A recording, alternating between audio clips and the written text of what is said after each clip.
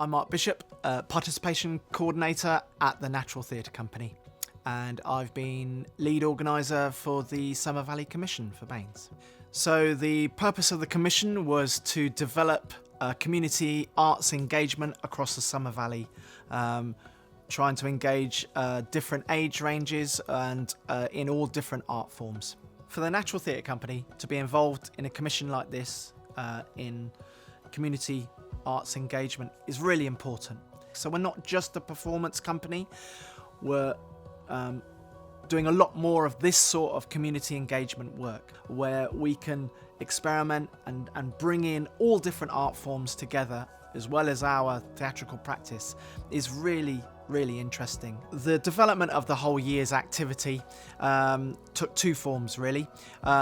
Some of the activity was developed from ideas we'd had previously leading up to the year, and the rest of the activity was developed through consultation with the community through the co-producers that were attached to the commission. So through that, we split the year into four sections really. The first section was very much to do with mining and the mining heritage, which led up to the Man Engine event. And we were very lucky to be able to bring this huge mechanical miner puppet up from Cornwall to Radstock. We had thousands of people rock up that day. It was an amazing event. And around that event, we got the artist Edwina Bridgman to run some visual arts workshops with schools, looking at the mining heritage of the area, and she created a banner which was presented to the Man Engine at the event, which showed all the mining heritage in the Somer Valley area, which was a lovely connection and it made it very local. So that was fantastic. We also had our youth theatre performing at the event as well, with some of our professional performers. So it was a great, lovely experience for Radstock. Then we looked very much more into the sort of performative aspect of the arts leading up to the Somer Valley Arts Day, which was a big theatrical event in the centre of Radstock. So we had lots of engagement stuff going on leading up to that day. One of which was a huge success, was the making of the plastic fish. So this came from an idea from a local artist who lives in the Somer Valley area, who'd been walking his dog and saw that there was so much plastic in the river that it was quite shocking to him, and he wanted to arrange for an arts event to try and highlight the fact of plastic going into the river and then making it work its way into the oceans.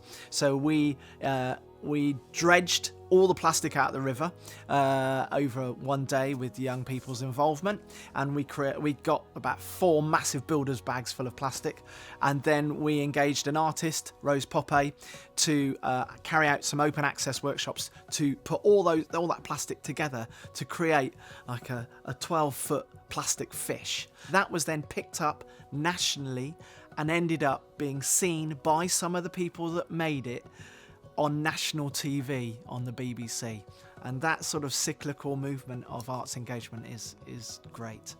Then we moved into the World War I heritage and the history leading up to our event in Poulton just before Armistice Day on November the 10th. So we presented the 12-metre long Somer Valley tapestry made by Edwina.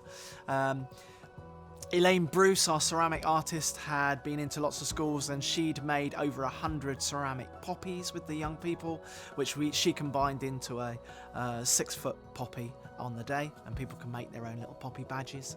And then we had local community performers and a band and local singers, and it was all a beautiful day commemorating the end of World War I. And having Margaret Thomas raise the flag, who's over 100, from the community, lived her whole life in the community there and was involved in that project.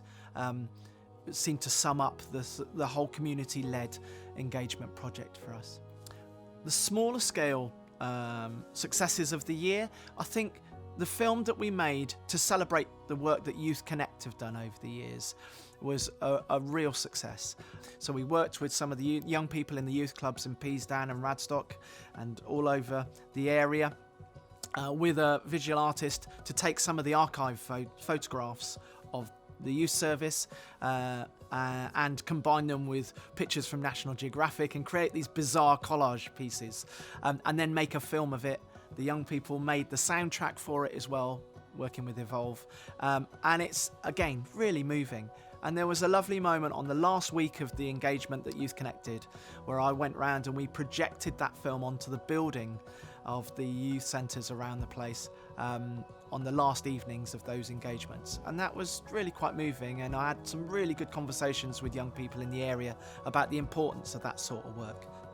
One of the main legacies, I think, is a strong belief in the possibilities of arts engagement that you can do in an area like that, and in an area that quite often is on the outskirts of things in the Baines area. A lot of focus in the centre of Bath, and quite often things get missed out on the Somer Valley. But through recent activity, they know that, and they feel, I hope the community feels, that they can arrange big events, they can have some really strong community arts engagement in their own area. So that's a good legacy to have, I think. An important element of the project has been the co-producers' involvement in steering what happens with the project. Obviously, we had to hit the ground running with this commission, so we had to have a certain amount of plans in place from the beginning so that we had some activity going on. But it was really important to take some of the ideas and the planning from the co-producers, from the local folk who are invested in the project, and try and make some of that work. And to a certain extent, that's been really successful. The challenges of a commission like this is to build the trust of the community in what you're providing for them, and that you care about providing arts engagement for the long term, not just as a hit and run event.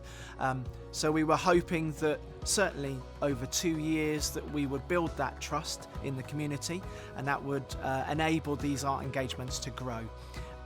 Obviously, it's been slightly tricky because we didn't know about the future, we didn't know about planning for the next year, whether this was going to carry on next year, and we were hoping that the co-producers would really drive the activity for next year had we had another commission.